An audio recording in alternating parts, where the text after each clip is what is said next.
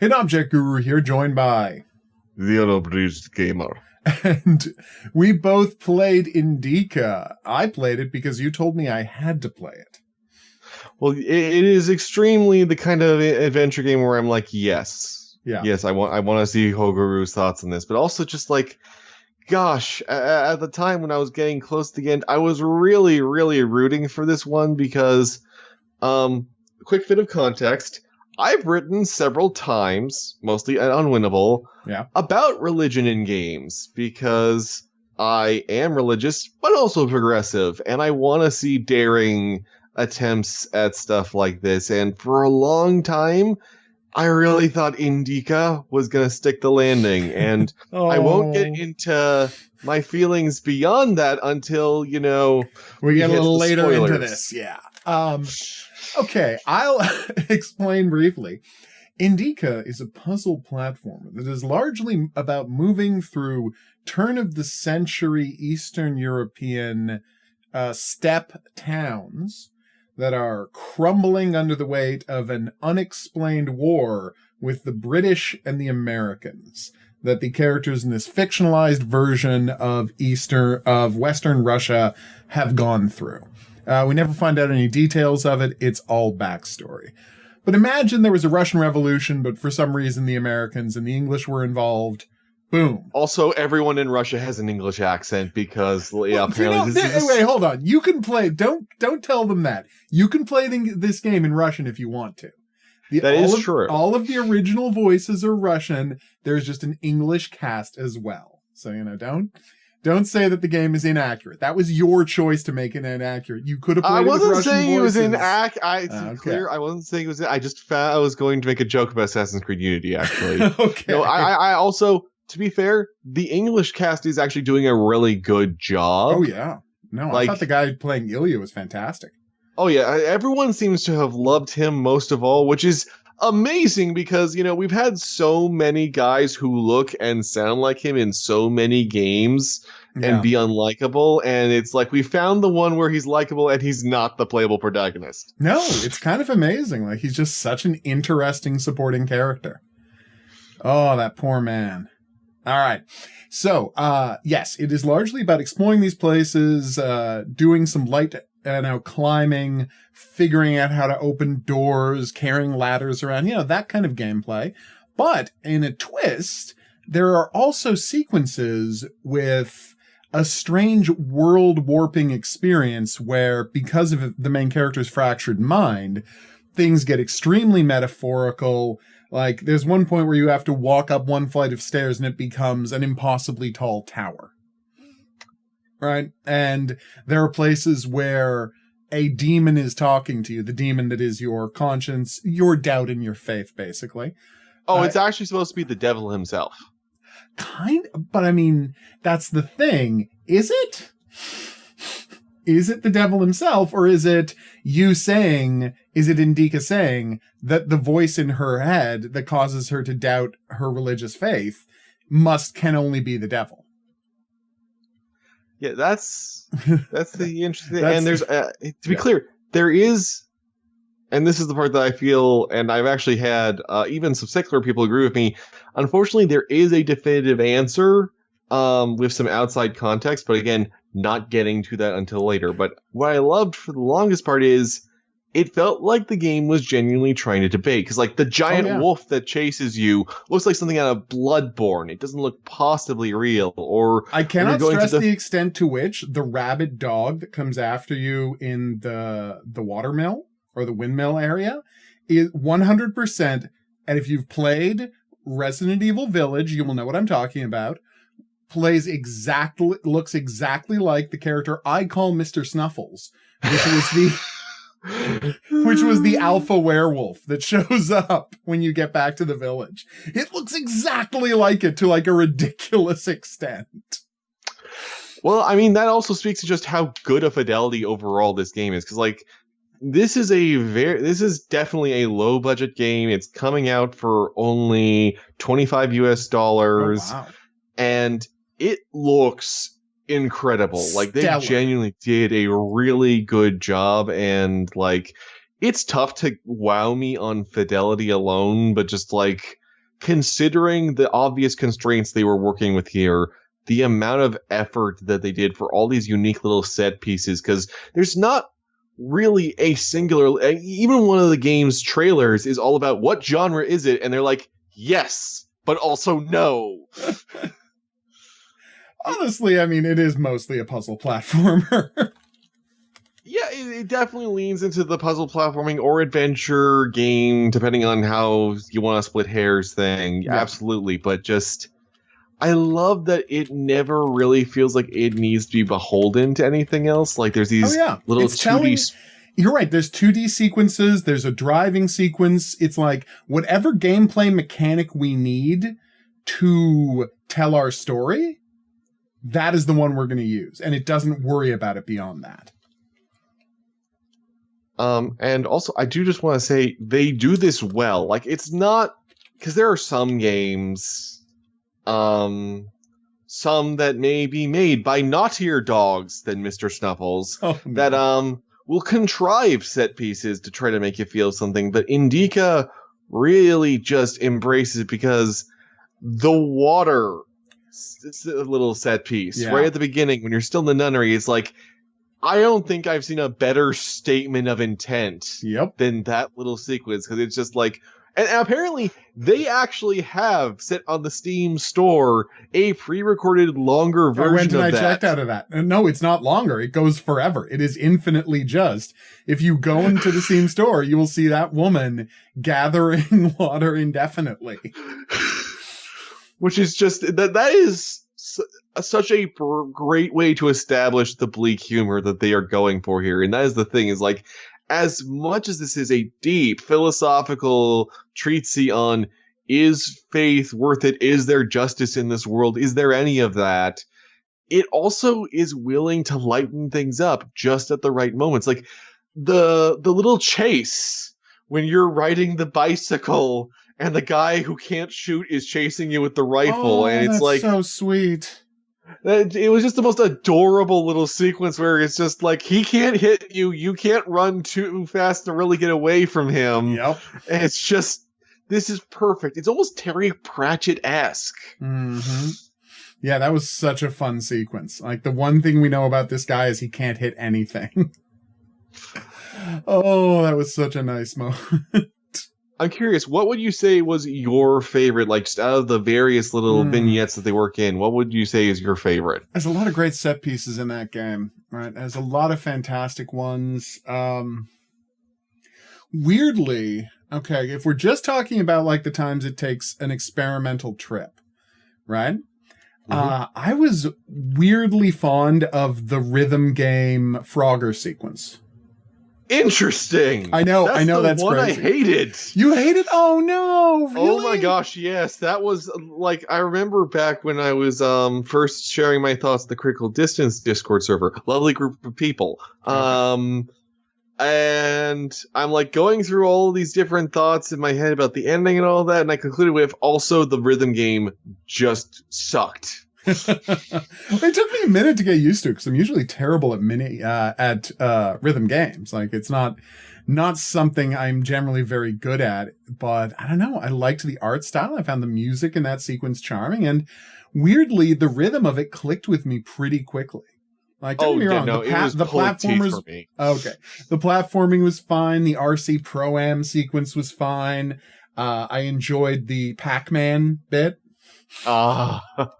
Oh, the Pac-Man bit was great. But yeah, for some reason, like, the Frogger really clicked with me. I'm not entirely sure why. But yeah. How did you also feel about the level up system? That it was hilarious. And by the way, this is one of the things that charms me most about the game, is that at the start of the game, you are told that the points mean nothing and the levels mean nothing. They do not affect the game. There is no reason to try to get them. You are told this in every pause screen, right? Every time it changes a level, it reminds you, points don't matter. It doesn't matter. You're not going to get anything for having points. Don't worry about it. But damned if I wasn't chasing points, because the game knows you're going to, because you're the kind of person who plays video games. I loved that, and also because it felt like a really good metaphor for how, like, I grew up in rural America, and there were people who really treated religion like that, like they were earning points. Like they were getting points, yeah. Yeah, it was such a weird conversation, too, whenever that came up, and it's just like, this is the perfect embodiment of that, because even, like, the names of the upgrades fits, and... Yep. It really speaks to just like someone thinking that, ooh, if I just get enough, but there is never enough, because I won't say how, but you can basically, at one point, get as many levels as you want. Yeah. I went to 10,000 because I wanted to see if it would stop at 9,999. It doesn't. I think you can do it indefinitely. I got to level 20. I was really curious. Just like, there's nothing. I am amazed that they even had the forethought to program that far into it. That was like a really clever coding on their part to just have it infinitely go. Oh, yeah. But I mean, the thing is, this is a game by people who know exactly the story they're trying to tell, and they know exactly how to use mechanics to get that story across. And that is a perfect example of an important one. Because, again, it is faith as a game. Faith as a set of points, faith as scoring, faith as, something that is systematized is, spoiler alert, and it's not a spoiler, but you know what I mean when I say the word hollow. Yeah. That's what it means. That is, if you played the game, that is a very key word. Yes, and Yeah. But, that said, I mean, let's talk about some fun stuff before we get into spoiler territory, though. Yeah, right? Yeah. I thought the whole set piece in the Caviar Factory was fantastic. Like, I spent an hour art design. There. This is what I'm saying. This is some of the best art design I've seen in ages in a game. That entire location from beginning to end. From the first moment you get dumped off of a train, you land, and I'm like, is this supposed to be coal? And then sitting against the wall is a giant 8-foot-long caviar spoon. And I'm like, oh my God, these are supposed to be fish eggs. These are supposed to be bowling ball-sized fish eggs. And from there, every new room, every new area I got to just looks, it's breathtaking how good this looks. Yeah. Oh my gosh. Yeah. That's just, it's like, because I know some people will qualm a bit about the lip syncing because it's clearly set to the Russian voice track more than the English, but like, get over that. The rest of this looks outstanding. Even the fabric animations, like, there are AAA games that have not made it to this level of fidelity and craftsmanship. By the way, you were never going to hear me complain about lip syncing in games. I played every PS1 game, okay? Mm-hmm. Like, I don't care about lip syncing. As long as the characters' heads are nodding, I'm fine. But yeah, it's such a ridiculous thing for me to complain about. Also, I spent my entire childhood watching dubbed Japanese anime.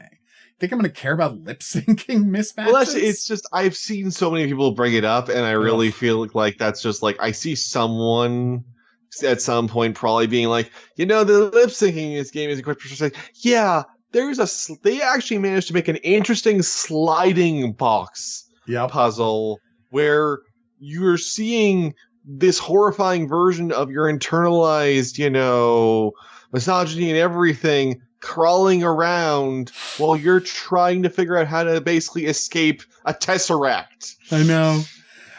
That was beautiful. The other sliding box where you're moving a train car was also beautiful. There's two good, here's how impressed I was by the puzzles in this game. There's two good sliding box puzzles in this game. Last week, if you'd asked me, has there ever been a good sliding box puzzle? I'd be like, probably not. It's just, I would have probably said, no, it's just something you do to add 5 minutes to the game. But here, no, like, they're both visually interesting and take mechanical chances. Mm-hmm. Yeah, and it's just like, I was so impressed by the puzzle design here. But eventually we're going to have to talk about what the puzzle design is in service of. So I just want to say, I really love the voice performances. I think everybody looks fantastic, right? just they got winter so right. Like, it looks cold and it looks slushy and it looks miserable. Like, this game's winter, it might go down as one of my favorite video game winters. I mean, The Long Dark is a hard act to follow because you've never felt wind chill like you do in The Long Dark, but this thing, it's up there for just winter experiences in video games. Yeah, no, before we get into spoilers, I also just like, even if I have qualms with how things wrap up, it is just such a compellingly interesting piece of work that I do really think a lot of people should experience it. I will, however, include the content warning before we get any further. Oh, yeah. There are 2 technically off-screen, but there are audio indications, depictions of sexual assault. And that is something that the game will also warn you when you go to its Steam page. And, like, in the one case, I feel like it makes sense why it comes up. The second one, we'll get into my feelings on it. Yeah. But I feel like, above all else, anyone, if that's a turnoff for you, totally fair. You can just watch a Let's Play and skip over it. I completely understand. But just that is the one thing to bear in mind. It's the one area that just, in general, I feel like could have been handled a bit better, but otherwise really, really interesting. Oh, totally. It is. I don't think either of the sequences are really gratuitous. But that's a conversation we can have going forward. You're right. Yeah. They're both very unpleasant. And luckily they are both off screen, but yeah, it's rough to watch both times. And like I said, I don't think they're gratuitous, and I think they both have narrative purpose. I think they're there for a reason both times. But, yeah, I think we can't really discuss that without getting into spoiler territory. So just like The Unabridged Gamer, I'm going to say 100% this is worth playing. It's only 3 hours, right? So if you want to wait for a sale, get that. Like, I think I found almost everything. I mean, I didn't find everything. There's trophies I didn't get, but I explored this game thoroughly. I think I got most of the collectibles, including a bunch you don't get credit for reasons we can get into, which I thought was pretty funny. But we'll talk about as we go. I mean, there's so much I want to say here that but it's going to have to go in the spoiler section. But yeah, it is a really good adventure game / puzzle platformer. The plot is genuinely interesting. These are good characters, and it puts them through horrific stuff. But I mean, with a really smart head on its shoulders, however we feel about the message it wants to get across, it is clear-eyed about what it has to say, however you feel about what it has to say. And I mean, how many games can you say that about? That has a message. Yeah, no, that is the thing, is like, as much as, like, I'm going to have some spicy thoughts on, like, the ending and everything. Regardless, I respect the hell that it actually commits to something, because that is still, to this day, like, one of the things that drives me up the wall about games like, say, Rise of the Tomb Raider, where it got so close to being able to say something, a couple different things, and then it's just like, whoops, I dropped everything. Anyway, and then we just never pick back up what was happening. Yeah, really chickened out on that front. I'm not going to disagree with you there. That was a pretty frustrating story turn that game took at the end, in that it gave up on its story. Yeah. All right, so let's get into the game's themes, shall we? Yeah, so one of the things that I really at first was loving is that it felt genuinely ambiguous, and that is something that I appreciate, especially about Indika, is that, like, it has an argument, but it doesn't try to force feed you it. It instead takes you through a series of scenarios. Ironically, it's the best comparison I've been able to give to it, because some people were like, oh, is it like a video game Black Narcissus? And it's like, not really. While you're playing as a nun, it's almost like an atheist's answer to Pilgrim's Progress, which, if you don't know what that is a extremely heavy-handed piece of Christian literature that is really about as subtle as a hammer to the teeth. Yeah, I mean, it is propaganda of the most blunt form. And that is what this game has to offer. The bluntest possible atheist propaganda you can imagine. But I would still say that in this case, it actually is like more nuanced in the delivery of it and everything. Like, they're not blatantly naming things like the town of destruction or anything. That's true. Yes. Yeah, it's a lot more genuinely walking you through the thought process. And the thing that I mentioned at the beginning is apparently this is all inspired by the lead writer's own loss of faith. Oh, okay. That doesn't surprise me. Yeah, no, and that I think is why it has a more thoughtful descent. Is basically he was like walking you through, kind of his perceptions on things. But there is, and this is going to be my main and story critique besides talking about the sexual assault content, is he forgot about one thing when critiquing, because he's kind of broadly touching on both Catholicism and Eastern Orthodoxy here. Oh, yeah. He sort of forgot about Jesus. Like, it's kind of a weird thing. It's like, because like, if you take Jesus out of the equation, I have to agree with some of his critiques and everything. Oh, yeah. But if you factor in Jesus, a lot of holes pop up in those arguments, and it's just kind of this very weird situation of, I appreciate so much of what is being done here. I appreciate how thoughtfully and like genuine all of this is. I'm going to say it, emotionally raw. Yeah, no, this feels like a very personal story, and I'm not downplaying that, but it's kind of like, it would be like criticizing a car without wheels, basically, where it's like, yeah, if you take the wheels off the car, it kind of sucks. Yeah, that is absolutely true. I mean, and I think there's a statement you can make in there about the organized church having forgotten Jesus and the integral part, and it's like existing. I mean, there's a statement to make about the church existing only to put a wall between the people and their Redeemer.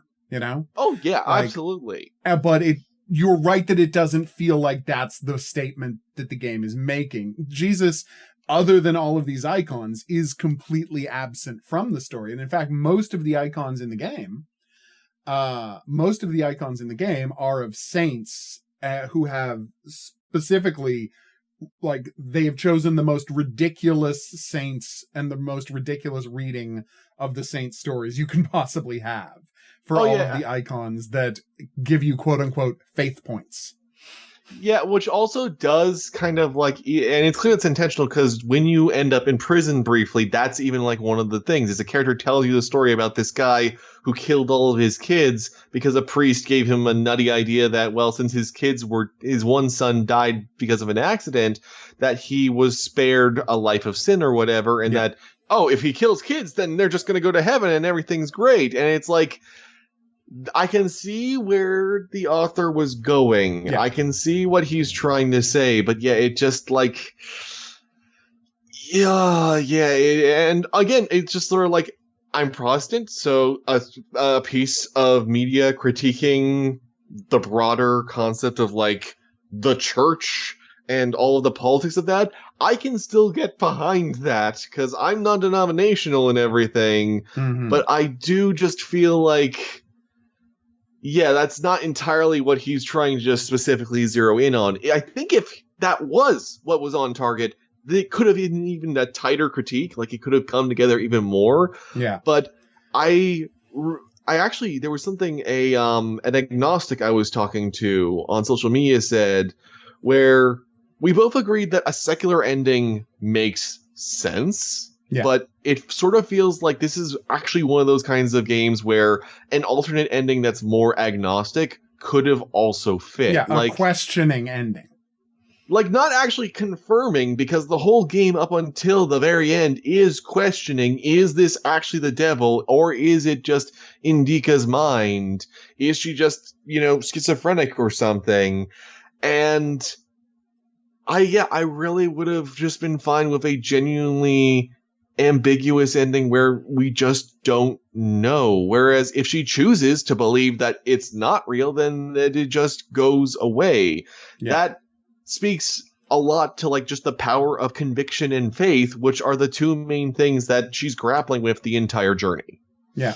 Well, although until you get to the end and you find out what she's really been grappling with is guilt and her inability to make decisions about her own life. Yeah, and that circles to the other thing. Give me just a brief minute here to talk about sex. Before you get there, while you're ramping up to that, I just want to say, the reason I said unsubtle as a sledgehammer is I really think there's one part in the game that really bothered me, right? And that is when he's trying to, so the devil is trying to explain the concept of sin and morality and the idea of ranking sins.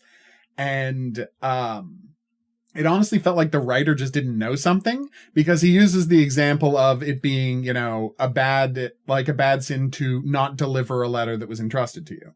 And it's like, does that mean when you add all that up, does that mean that if a mailman, you know, decides not to deliver an entire bag of mail, that's the equivalent of him having murdered someone? And I'm like, okay, there are venial sins and there are mortal sins. And no matter how many venial sins you strap together, they never become a mortal sin. It's a different category. This is like baby's first theology stuff. And this woman is a friggin' nun in the Eastern Orthodox Church. So there is no way this is something the real devil would be saying to her, or a devil she created to test her idea of morality would be thinking. Like, that's just not how that church works. It's honestly not how any church works. There's no, I mean, well, there might be some somewhere, but I'm saying there's no church of a decent amount of people who'd be like, yeah, if you steal enough letters, you're essentially a murderer. No, that's just not how any of that works. It was very much baby's first atheism kind of lesson. But anyway. See, the thing is, I've noticed that does seem to be a recurring thing with atheist writers, because as much as I love The Good Place, they kind of have a similar thing with the point system. This seems to be like a concept with atheists that it's just that it's like gamified somehow. Whereas I think it's fair to say that to neither of us, that's how it would ever has really worked or looked. No, not at all. Because, and that's something that we'll talk about later with the idea of morality when we talk, when we talk about the ending. But please, go into the game's treatment of sex. It is weirdly uncomfortable with sex as a concept. Because, like, here, the thing is, I've been having some really neat conversations, actually, with an atheist friend of mine, because she is...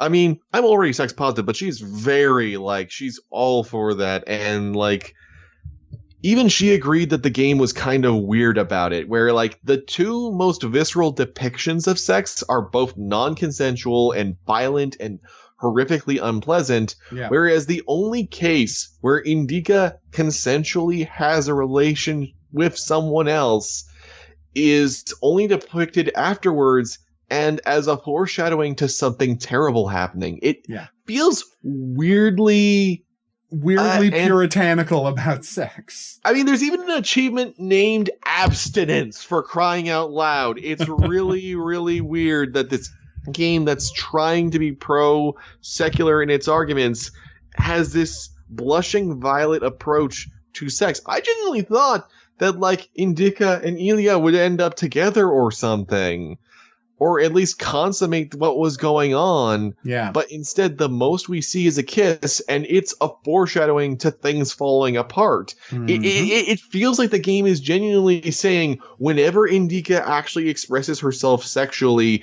it is somehow a bad thing. And it is saying that. I mean, it is that, and that's the weird part, is the game... The game very much perpetuates the weird double standard that she has been held in by her whole life, right? Because she is female and is quote unquote supposed to take the passive role in sex and romantic relationships, she doesn't get to have a decision ever.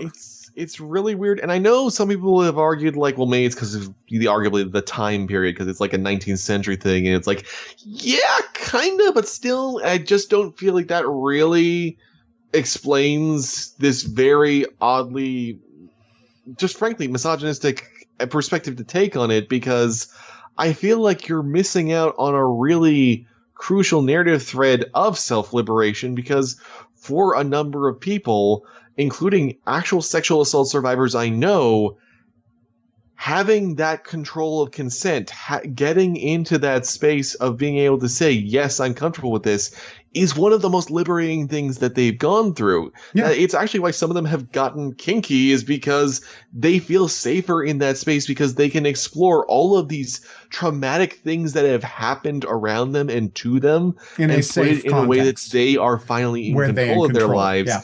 And I feel like that's something that Indika could have probably benefited from to some extent. Yeah, but it has nothing to say about that, and it's very frustrating.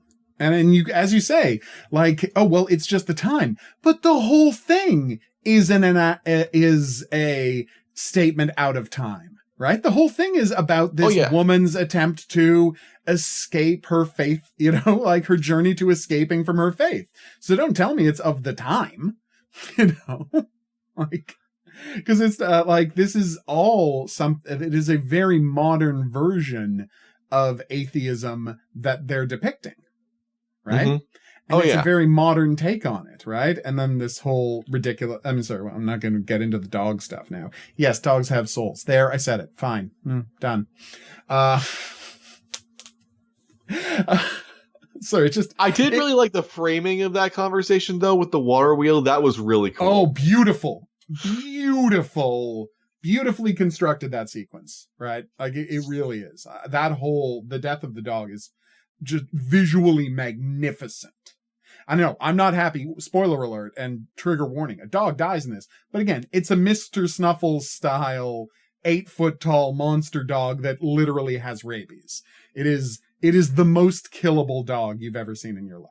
You are not going to be traumatized by the death of this dog. But my point is, right, that like I think it is a very modern version, right? It is a modern person's walk through right, their journey to atheism. And so maybe we should have had more thoughts on the role of sexuality in the world and in her life, because as you say, it's literally just she gets horny, bad things happen. I'm like, what's the message then? And you can say, well, according to the devil, there is no good or bad things. Yeah, bad things are when you hurt people.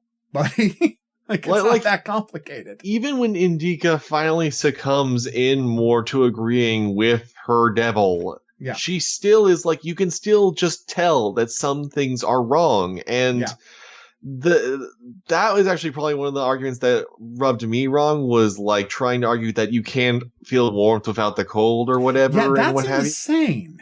Yeah, it's just like, no, there are some things that innately we have as a society just mutually agreed, no, this is a bad thing. And even sometimes just purely in the coldest, most just clinically sociopathic perspective, this is a bad thing to do. I'm not going to do it.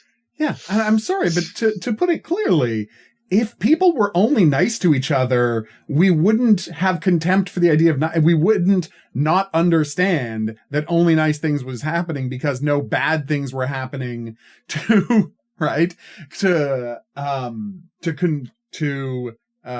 compare them to. If you'd never been dying of thirst, you wouldn't not value water. You would still value water. If you've never been dying of hunger, you would not value food. You'd still value food. This idea that awful things have to exist or good things have no meaning, there's no realistic, that is, how shall I put this? There's no real world application of this philosophy that makes any sense whatsoever. It is very much a, freshman dorm room idea of philosophy that has no application to 99% of actual religious study, or B, anything in the real world. I'll even go one step further and actually pull from a secular example of it. This doesn't even work when you extrapolate out the ideal secular outcome for things, and you have everything going well, basically you're talking Star Trek. And even there, they understand what scarcity means. Like, I love that one of the jokes that Mariner makes in Lower Decks is, well, I live in a post-scarcity society, but I still enjoy gambling. Yeah. The brain still enjoys its random chance. The brain still enjoys the danger that it might lose something and the happiness that it might gain something. It's all right there. Yeah, so, and again, it's not like all of the philosophy presented here is bad. As we said at the beginning, there's a lot that's really good and really clever, but just there are anchor points that connect it all together that just don't quite click, and that is also why I feel like the second assault scene really isn't actually earned as much, because it's just so abrupt. The whole ending is very, very quick after you finally get to the Coudettes. Yeah. After that, it feels like we ran out of budget, Monty Python style. We are rushing towards the end of the game. Yeah. And it's such a shame because they're very deliberate about everything else. And I feel like there's like a cut chapter here that would have made everything progress better. But they just decided that, I don't know, in this already very bleak game, prison for a whole chapter would just be too depressing. Yeah. Yeah, so brushing over it with a sexual assault scene, that was not great. Like, there's no, there's absolutely no way to explain that as, like, and I think I know what he's trying to do with it, the creator of this, right? Because it is about, well, it's strange because you've seen, I was going to say, like, it's a dramatic version of Sucker Punch in the way they have, created the fantasy version of Assault. Because here she loses all of her points for being assaulted. And I struggled to figure out what they were trying to say there. Right? Because here's the strange thing. The entire game is full of these horrific stories of the things that happen to martyrs, right? And I guess they're trying to say that because she accepts quote unquote accepts assault as the promised price of her freedom, like that means she does not have the faith necessary to be a martyr.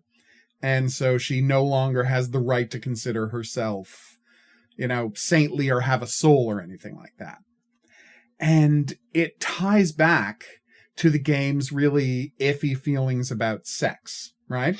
Yeah. That there is that she is violating her purity. And the problem is, I think the game kind of agrees with that. Yeah. And the thing is, I want to point out here again, to put on the religious cap or what have you. I guess we're wearing Pope hats or something for this particular instance. They're called, what I think of mine as a bishop's mitre. The thing is, there are people who are considered saints who did not live, sex-free lives or anything. Nope. Saint Augustine was basically his era's equivalent of a Reddit atheism user for like half of his life. Yep. Like, the current Pope used to be a club bouncer who owned a Harley. Like, I know. Even to go beyond Catholic examples, Nadia Bowles-Weber was a hard-drinking, has tattoos on her sleeve comedian who used to be bitingly anti-religious, and even in her books about her faith, she is really uncompromising about how even as like a pastor, her struggles and everything, like having a parishioner that she genuinely did not like and still feels guilty that she didn't open up to him more because apparently he loved her preaching, but she just couldn't make that connection. Like, people of faith aren't like, they're not Steve Rogers. Yeah, I know. And that's the weird part is this game it links those things in a really weird way that kind of makes me feel like this is an issue the writer, the lead developer, the creator, whatever title they use, I think this just might be their issue with sex coming out. I think they might not have escaped, whatever Eastern Church or Catholicism did to their ideas about sex, because it's a huge blind spot in the game, and this is one of the best examples of it. Yeah, and this is going to be the meanest thing I will probably say about the game, and I understand that, again, that this is a person going through something deeply personal and trying to share it with everybody, and trying to do it in a not nearly as pretentious way as, say, The Last of Us being like, did you know that women are people? But this really reminds me of, like, how Dan Harmon has outright admitted sometimes that, like, his projects are basically him being paid to fictionalize his own therapy. Oh, yeah. And I feel like this is definitely one of those cases where we are experiencing this person going through this and everything, and I appreciate that it's that open and honest. I appreciate it's a valuable process. Yeah, and I appreciate that even on their store, like, going back to the store page, they outright let you know that, like, their intention was to go there. That literally is one of the lines there is, enjoy an indie game where everything goes. And I feel like that's not being meant in a Gator kind of way of just like, yeah, now it's not being censored for the libs or anything. It's like, no, this is someone just genuinely being putting it all out about there. Their thoughts. Yeah. But the one thing that it could not let go was their weirdly puritanical ideas about sex.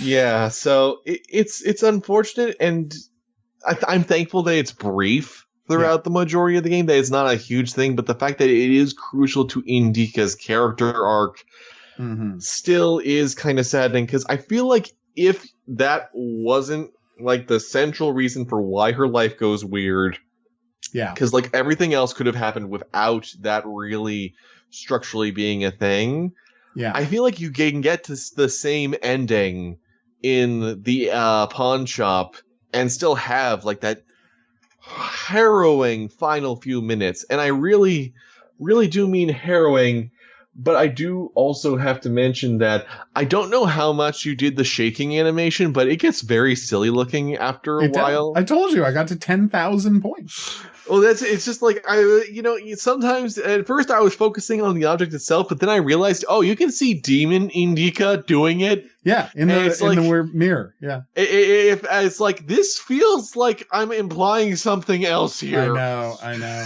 And it's funny because the demon has 4 arms. So Indika's holding it by the base and shaking it, but the demon is holding it by both the base and the top and shaking it with the extra set of arms. I thought that was a really nice touch. And I do want to say I do appreciate the design of her demon form, even if it does kind of look like the dog demon from Scooby-Doo. Oh, I hadn't thought about that, but yeah. But like in a better visual design still. Yeah, I hadn't made that connection, but yeah, I think you're right. It does, doesn't it? I thought the design was great. But thinking again, the design's immaculate all over this game. But the one thing is, I wasn't surprised when the game, like, I kept hoping that the game would, like, have something, as you say, agnostic to say at the end, and, like, not be so certain at the end. But I kind of suspected that's where it was going, because right at the start, and I think they're very smart for putting this in and, like, in a sense, calling their shot. So right at the beginning of the game, you go through your first, so you've left the nunnery, right, or the wherever she lives. You've left the nunnery, right? And you've started on your journey, and you've been through the train thing, and you get to the village. And in the village, you find this little carved effigy of a saint, right? Mm-hmm.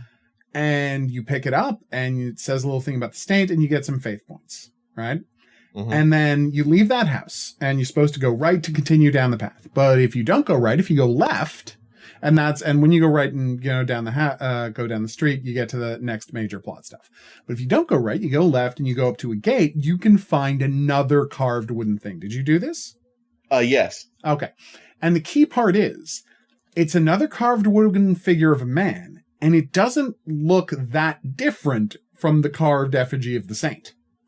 But Indika looks at it and is just like, this is nothing special. And you get no bonus points and no faith points. And it's interesting because the game keeps telling you that the faith points don't mean anything, but they do. They represent Indika's feelings. So it's like there's no gameplay rewards. And the fact that like the game, and this is where it's calling it shot, because it is just showing you a carved thing that is meaningful. And now it's showing you a second carved thing and saying, yeah, but this one is not meaningful. And the game is making the point that this is an arbitrary distinction that the character is making. That both of these things are just pieces of wood that were carved and painted. And it is Indika who is projecting value and this point system upon them. And I think that it's, again, I may not find it satisfying where the game ends up, but I think it is clever in the way it gets there. Oh, yeah. Yeah, no, that's just it. In terms of the presentational storytelling, 100%. And also, there's actually a similar aspect to this that I really find meaningful. Because just like, you know, there's several instances where water is getting wasted or thrown out and what have you. And the first time that it almost hits Indika, you know, she's back up and everything, but it's a scripted sequence. But there's a second time once you're finally in the city, and it's like a test without actually explicitly saying it about whether you have the foreshadowing to realize it. But it also communicates that, like, yeah, at the end of the day, it doesn't matter that this person doesn't know you and doesn't have the contempt that everyone at the convent did, who just, like, hate her because she messes up sometimes, so therefore she must be possessed. Well, no, I don't know that that's why they hate her. I think they hate her because they know why she's there. That she's a middle-class girl who's there as a punishment. She's not there because she, quote-unquote, chose to give her life to the Lord. They don't believe she has faith. I think that's part of it, but also I think about, you know, how things happen with, like, her visions and what have you. Oh, yeah. I know she is screwing up, but it's like that. I think they dismissed her right away when she got there because they knew why she was there. Because the whole game is like the big question of how did this girl end up at this nunnery at age 15 is a thing that like hovers over the entire plot of the game until the final act. And it's like the third last thing we see is why she ended up at this nunnery. And I think the subtext is, and again, I could be reading this wrong, that like she was treated horribly at the nunnery the whole time from her arrival because they knew why she was there. Because there are women who go to the nunnery because they are because they have faith. There are women who go to the nunnery because they're orphans, and there are women who are sent to the nunnery because they are no further use to their families. And that's what she is. Like, again, there's such a sly dig in there because there's an optional item you can pick up in the game. And again, it's a findable item that has no points attached to it, but it's just a way for the game to get in a dig here. Which is, you can find a shoe, right? A shoe that is made up of woven cloth, which is a real kind of poor person's shoe, where it's just woven cloth that looks like a basket style weave that is basically a piece of cloth shaped like a shoe. And the item description you pick it up is, since Indika grew up in a rich merchant's family, she's never worn shoes like this. Oh yeah, there's actually an achievement for finding both. There's apparently a pair of them. Okay. See, I didn't find the other one, so there you go. But yes, the game has this real cynical view of her as a person and how she ended up at the church, at the nunnery in the first place, because it wasn't her choice. And in fact, fundamentally, she doesn't get to make a ton of choices in the game, right? I mean, the character doesn't make any choices. This is a story we're playing through. But fundamentally, like, this horrible thing happened because she refused to make a choice. And she refused to answer her question, refused to make a choice. And so she got sent to the nunnery. And so when that history is about to repeat itself with Ilya, a person she's just met, right? This time she steps up and she does something, and that's what takes us on the rest of the journey of her abandoning her faith and destroying Ilya's faith. Poor Ilya. Like, I really don't want to spoil much about his arc, because just like he is the most precious prison convict you will ever meet. Oh my god. It's notable that we never find out why he's in jail. Yeah, I find that I think though that's kind of a litmus test almost of like the audience of like what you assume he did to get there based off of his actions and everything can kind of reflect upon you. And speaking of reflecting, there is one mechanic, there was one gameplay idea that they incorporated that I really liked, that I honestly kind of feel like they could have used symbolically at the end, but didn't, even with the argument that they're going for, which is there is a dedicated prayer button, which is useful in certain puzzles, because as Hoguru mentioned, there's sections where things turn red and the devil is just having so much fun taunting you. By the way, the guy voicing the devil is having masterpiece performance. Oh time of his life. Loved his performance. Like, no notes. It's incredible. If there was ever someone else who played the curator, this is basically it. This is your guy. Absolutely. He's fantastic. But, I feel like the prayer button should have come up somehow in the finale, but it doesn't. Like, it's weird that it doesn't. Because it feels like it's being set up as this whole thing. It's like the point system of there must be some meaning to this. There's got to be somewhere they're going with this. But they weirdly don't. And I feel like that could have... Well, here's something interesting. Like, even if you had done it something as simple as you try to press the prayer button and she now refuses to pray. Yeah. Then you at least would have been turning around this mechanic that's been there for the whole game and use it to put the nail in the coffin of her faith. That, I think, could have been an interesting concept. Yeah, just something to make like it that. Really, like, just clinch it. And, no, I agree with you that it is strange that it never comes back. Although... One thing I find, I think the thing that I found the funniest, there's some really good item descriptions. Like, all of the lives of the saints are very fun, very well written and very funny. But the one I found funniest was, because it's supposed to be reading her blind faith, was you go to this burned out house and you find this icon of Jesus, and it's called like, undamaged icon. And the description is, just goes to show how magical Jesus is, that the whole house burned up, the icon was fine. But you look at this picture and it is torched and you can barely tell that it's a picture of Jesus. Because it's, looking for the faintest glimmer of faith wherever you can is and I thought that was very effectively done in the message it was trying to say. Like I say, the game is sledgehammer broad, and a lot of the time it is. But there are some other subtle things about her mind that do a good job there. But I'm going to ask you something. All right. Here's something that baffled me.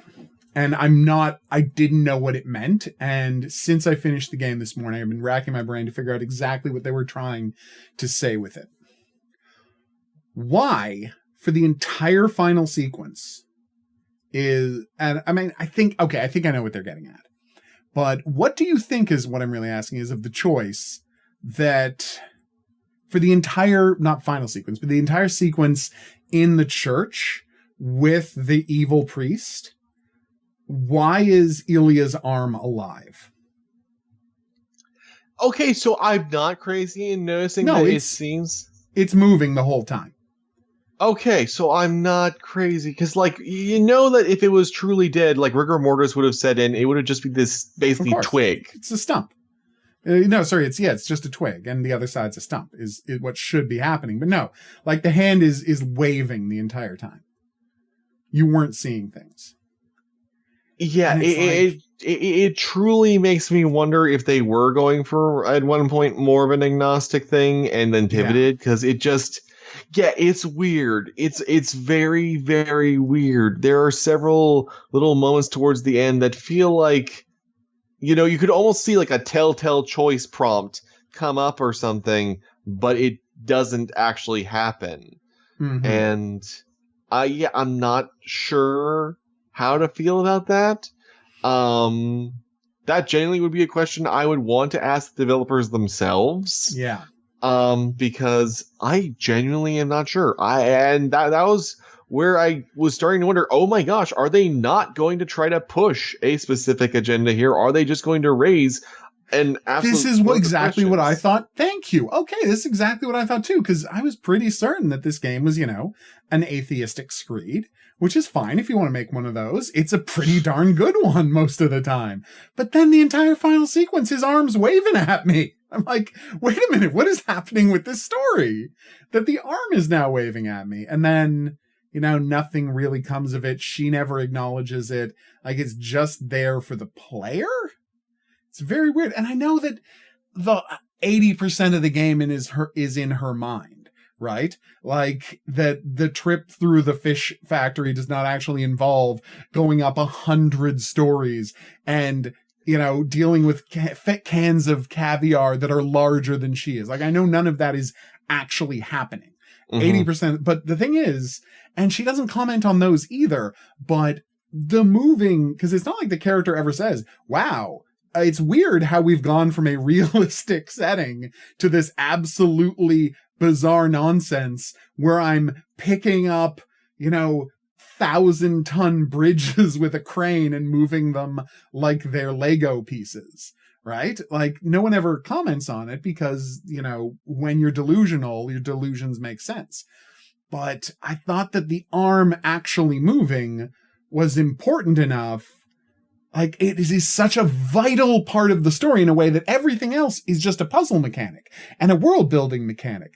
The severed arm moving is such a major personal thing that I felt like it should not go uncommented on. And I felt like I thought I was going crazy the first time that I saw it move, and no one was mentioning the fact that his hand was waving. But the fact that it doesn't go commented on really kind of bothered me.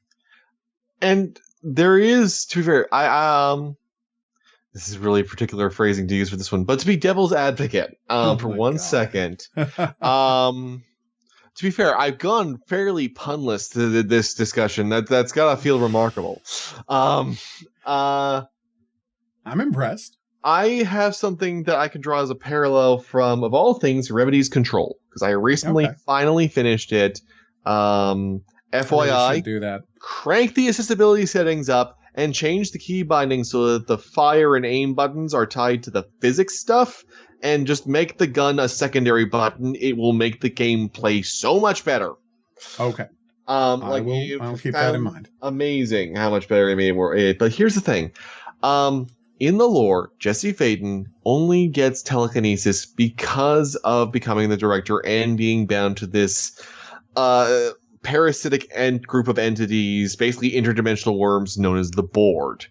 Except, before you do this, you can still find some loot boxes early on in the game, before you have telekinesis or anything, and Jessie opens them with telekinesis. She clearly grasps her hand tight and lifts it, and the top of the box pops off without anyone touching it, and the items float to her to collect.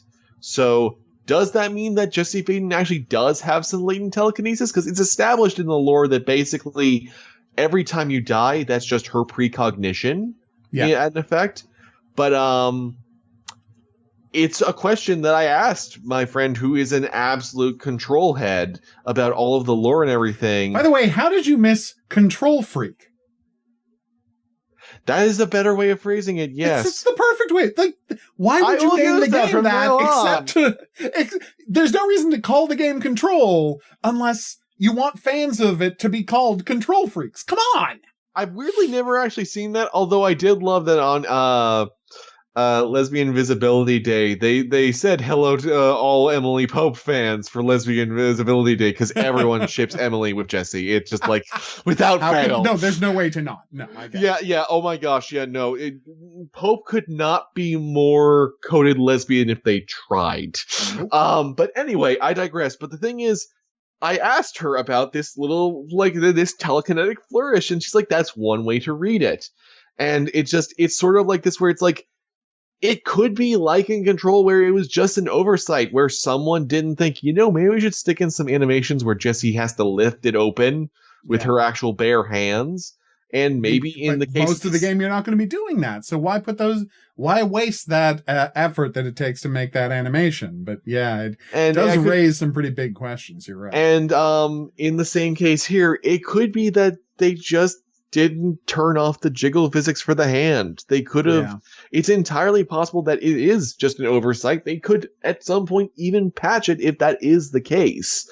But if they don't, then the only way I can read it that finds congruence with everything else is what I said before, where Indika is actually choosing to give up faith, and that actually is what the devil wants, because at that point, he doesn't have to worry about working this one over because she's given up, and thus he lets go and moves on to someone else. Probably poor freaking Ilya next.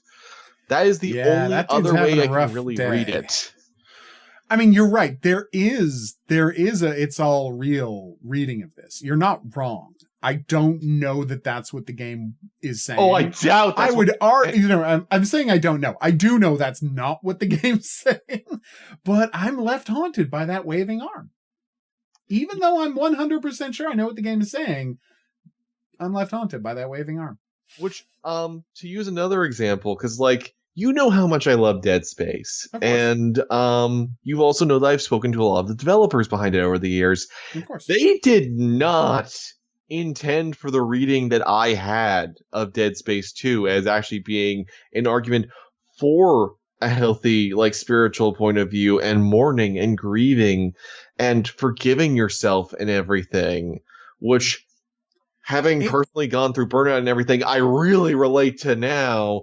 But I feel like if I told Chuck Beaver that was my takeaway, he'd probably be horrified because he has honestly a more negative perspective on religion. Lovely guy to be clear, but his perspective on religion is more brutal than this game's. Well, I mean, I think that's pretty clear in Dead Space 1, let alone Dead Space 2. But but the thing is, I think your reading is incredibly defensible. But we've got Dead Space 2 talk to do. We can do a whole thing. Yeah, that's a whole other conversation. Yeah, but yeah, let's do some finishing thoughts on Indika. Which, I mean, I'm going to be thinking about this one for a while. I don't doubt that at all. It's such an interesting journey, and even though it ends in a very concrete way, because what are you left with at the end? The whole time you've been collecting these icons. And you've been getting faith points thinking of the icons, and you go to the pawn shop at the end, and the walls are 100% covered with the icons you've been collecting that people have turned in for a mug of beer across the way. Mm-hmm. Right? It's clear what the game is saying. And if that wasn't clear enough, earlier in the game, she's been collecting icons the whole time, and they begin giving her faith points. And then she finds a samovar with a depiction of the Last Supper on it, and she's like, "Ugh, this is something, this is just some chintzy thing someone would buy." And you're like, "Okay, well, what are the icons? Because we've been to the house of the person who makes the icons, right? These aren't relics of the church. They're just something someone is painting in their house. And we've been to the house, and we've been to the factory where they make the paint. And the paint factory was destroyed in an explosion. The paint factory wasn't defended by God. The icons weren't defended by God. And the person who paints the icons weren't defended by God. The game is really clear that the icon, they have been laying into you over and over and over again the whole game, that the icons don't mean anything. And there is a degree, by the way, to which, honestly, more than her being assaulted, I feel like seeing all the icons on the walls in the pawn shop should be the thing that robs you of all of your points. Yeah. Oh, yeah. No, I completely agree that that's when, I get the humor of shaking the coudettes and all of that. For points, but yeah, you should just look at that and, it would even be hilarious if, you saw the points literally flying out of her, going back to things. I think that shaking the coudettes shaking the coudettes is supposed to be her desperate attempt to feel a connection to her faith. And a really great way of making that real would be to, as you shake the Kudesk, your faith points go up, but the minute you stop shaking it, they just start draining again. Yes. Because you can never get your faith back up. Like, that would have been a better way within the game's mechanics to make the point that I think they wanted to make. Oh yeah, definitely. Because it's like, I'm level 20, but I still see that she has no faith, so it's like, okay, but that... Again, yeah, it's the numbers are supposed to represent, because he says, well, the numbers don't mean anything. Yeah, they do. They represent her faith. And I know that the joke is, yeah, but her faith is meaningless. I know, but they still represent something. And so the fact that she's losing her faith should be what is tying this to this, you know? Mm-hmm. Oh, yeah. Yeah. Anyway, but final thoughts. Here we go. That's my final thought. There was a way to do the ending slightly better. Your final thought. Go. I think that really we're both to the same conclusion as far as that. It's just like a really brilliant game. Like, I have a hard time always scoring a game like this because, like, genuinely, to some people, this will be a 10 out of 10 kind of just like profound journey in of itself. Mm-hmm. And for other people, they'd be like, but there's no replayability really, and all this other stuff, and just give it a lower score. I've rarely played a less replayable game. Oh yeah. Indika. Yeah, like this is definitely something you're likely to just play once, or maybe like once every couple of years if the story really resonates with you or something. But regardless, as many issues as I do find with like the various things, like the argument just completely abandons the whole concept of Christ sacrificing grace and all of that. Yeah. Which is something I am hoping to write about more to unpack in its own thing. But just in general, it still is a really profoundly beautiful work. It feels like something of genuine substance, regardless of all the other issues, regardless of my particular frustrations with its portrayal and handling of feminine sexuality and agency. I still am compelled to say yes, but I want to hear other people talk about this game. I want to really have a good, just like cultural digestion of this because it deserves to be played. You're not wrong. It deserves to be played, and it deserves to actually be considered, regardless of if you agree with it or not. I think it's actually, I think even though we disagree, the fact that we actually got such a strong response out of it, and not in like a cringeworthy way, is so good, because like we have had so many games drop the ball so hard when it comes to religion, even when coming with an atheist's perspective, like BioShock Infinite. BioShock Infinite arguably comes to the same conclusion as Indika, but it does it in such a terrible, awful, oh my gosh, wait, to the point that one of the developers almost quit because the original ending was so sacrilegious that he didn't want his name associated with it, and apparently only with months left in development did Ken Levine actually sit down with an actual Christian to talk about his game about Christianity and all the different ways it can go wrong. Wow. This game doesn't feel like it's doing any of those missteps, except for the Jesus part. Otherwise, it feels very much like something that it's flawed, but it is actually considered, and it is humble while proudly sticking to its guns. Yeah. I think, I mean, and the complete excision of Jesus from the story, it is weird, but I mean, we can talk about my problems with Catholicism another time. Yeah. You really can. And, you know, I'm not as expert on the Eastern Church as I am with Catholicism, but it is endemic in their faith that Jesus gets, you know, removed from the story because there is a degree to which these are just systems of control rather than faiths. But again, that's a much bigger conversation. Which is honestly a conversation that the game does at times also try to grapple with, even if it doesn't go as full in as it could as well, which I also respect it for, because that's a very ballsy thing to even address and talk about, let alone doing it in a way that I think both of us, as people who are similarly feeling about that, can come away with, yeah, you're not wrong. No, they're not completely wrong. And I mean, okay, maybe my favorite, subtle dig at the church in this is that it's like Indika going to the priest and asking for his help, as a matter of confession, and being like, oh, he would never rat on us because, he has to keep the confession private. And literally the priest waiting 0 seconds before betraying his oath. Yep.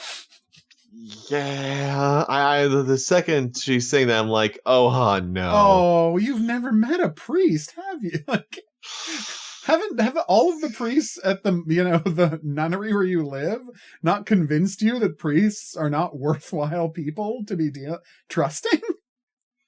Oh, you poor girl. Yeah.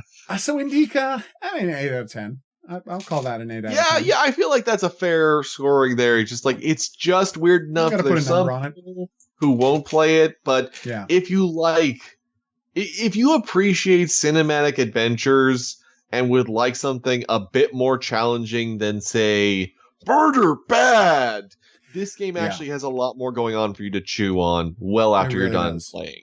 100%. All right. So, thank you for listening. We had a lot to say about Indika, but that's because Indika is worth talking about. And maybe that's the best compliment we can give, because I've played a lot of, adventures that I'm not going to spend an hour talking about afterwards. I play it, I get to the end, I'm like, oh, well, that was definitely Outlast, I definitely outlasted. But now we can move on to the next thing.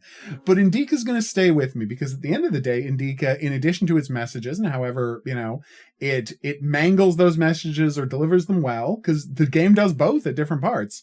This is a game that is firmly in control of using the video game as a medium to tell its story.